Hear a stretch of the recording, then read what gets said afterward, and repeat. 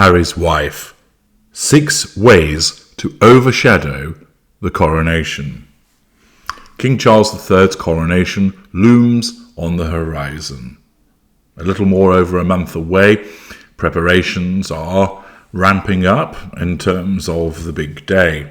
And of course, it is a golden opportunity for the Duchess of Overseas to utilise it for her own purposes in accordance with the prime aims. We all know that she loves to overshadow events, whether it's announcing her pregnancy in relation to the Duke of York's daughter's wedding, whether it's doing the hokey cokey in relation to her attendance at Prince Philip's funeral, whether it's showing off with regard to the wreath that was provided at the funeral, and many other ways that you'll be able to recall the instances where she has sought to overshadow events by, as being a typical narcissist, making it all about her. As the memorable quote goes, the individual, of course, wants to be the bride at every wedding and the corpse at every funeral. Harry's wife has to be the centre of attention. Her narcissism dictates that that is the way. And of course, one of the major problems for her, that when she was a working member of the royal family for that short period of time, which wasn't much longer than Prime Minister Liz Truss's time as Prime Minister, the fact is that Harry's wife couldn't handle the fact that she played not even second fiddle, but probably about 10th fiddle to other people. Her narcissism couldn't cope with that because she has to be the centre of the universe. The fact that there were other people that were deemed to be more important than her within the organisation offended her need for control. And her narcissism wasn't styled to harness the institution, but instead to try and fight against it. And we all know how that ended up. Thereafter, of course, she engages in the hypocritical behaviour of wanting to retain the title, wanting to retain the status, wanting to retain the connection, whilst in the same breath having nothing to do with the royal family and indeed lambasting and berating them. This was done out of a genuine belief that she was the one that was hard done to. It was done out of a genuine belief that she was the victim. And she cannot see the hypocrisy of her actions. She doesn't realise that she's a hypocrite by attacking the very institution that she has to cling on to for any semblance of credibility and meaning. Without that title, she is a nobody. A bit-part actress from the United States that nobody had heard of. Devoid of talent, devoid of anything interesting. And therefore, being the Duchess of Sussex is something which has afforded her vast levels of interest, fuel, and the ability to make those connections and merch her position, residual benefits. Attendance at the coronation is a huge problem for her.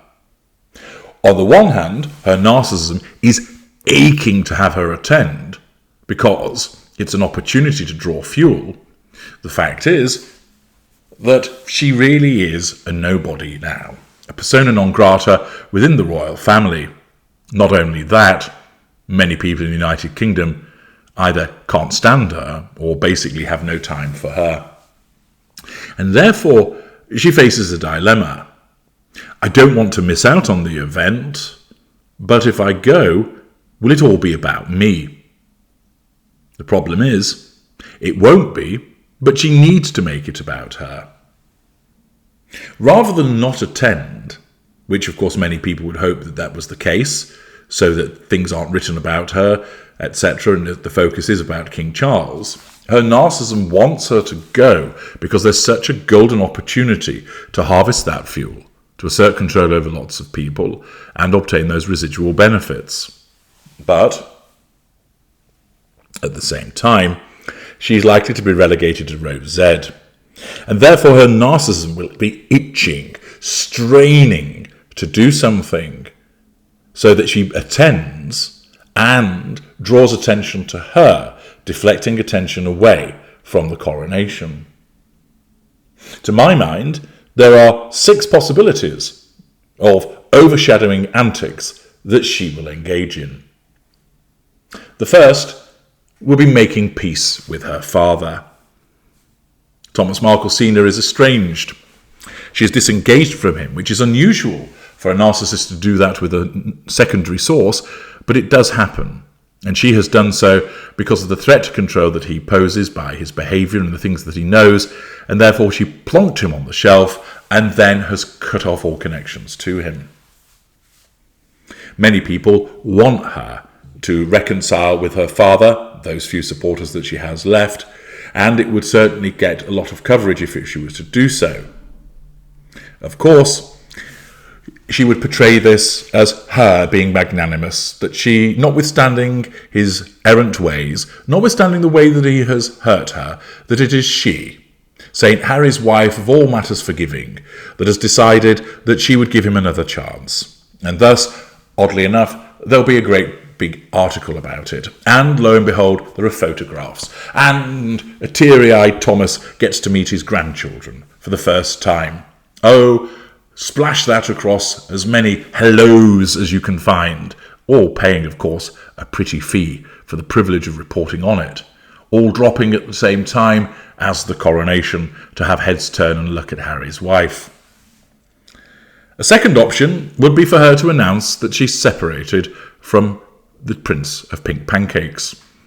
This would also have a particular impact if he has gone to the coronation on his own, and thus, whilst away, she announces that they have separated, perhaps with a symbolic box of his building blocks and crayons being placed outside the front door at Monty Shit Show. Again, a bombshell placed there to ensure that she's the one that's talked about. A third option, tried and trusted, is a miscarriage. An attempt to draw sympathy by telling everybody that she's just had a miscarriage. Either it's just happened, or releasing information about it having happened a couple of months ago, and that is why she hadn't been seen, because she's been recovering from the trauma of that event. A rampant pity play designed to try and draw sympathy from people and have them look at her rather than the coronation. In a similar vein, number 4 would be to announce that she is pregnant.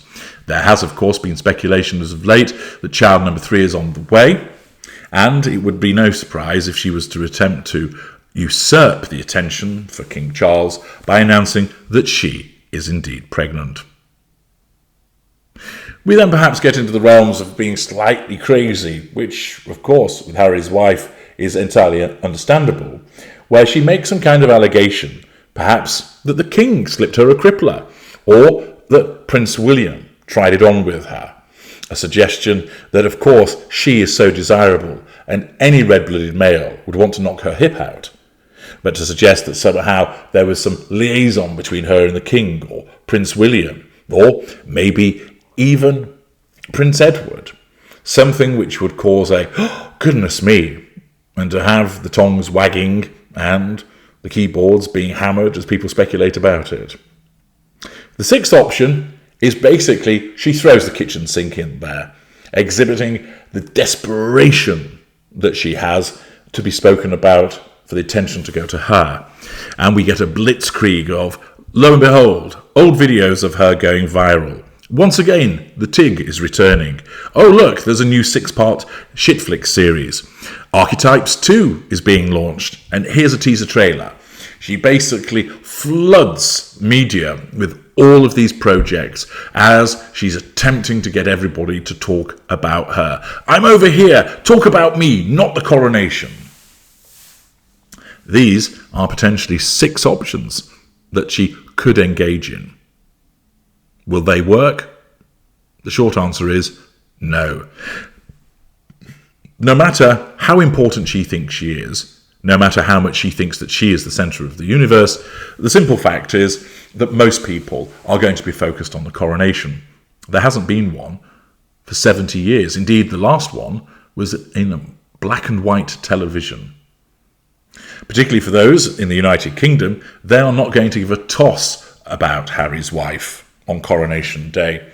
And she could explain that she is the second coming of Christ, that she has single-handedly solved and cured cancer, and that she's discovered a new planet which will provide a utopia for the human race. just located behind the moon and she has an elevator already lined up to take people to it, it wouldn't matter. Those things would just be brushed to one side. Much of the world will be focused on looking at the coronation, those that are royal watchers, and despite her attempts, like a child stamping a cloven hoof, saying, "But I want your attention, I want your attention," most people are just going to say, "Oh, shut up and sit in the corner." It won't be a surprise if she does attempt to overshadow the coronation. Her narcissism dictates that she ought to do so. But the fact is, it's not going to work. Yes, it'll be commented upon. Yes, there'll be some supine publication that will take her PR dollars to pump something out. But the fact is, those that are interested in the coronation will be focused on her.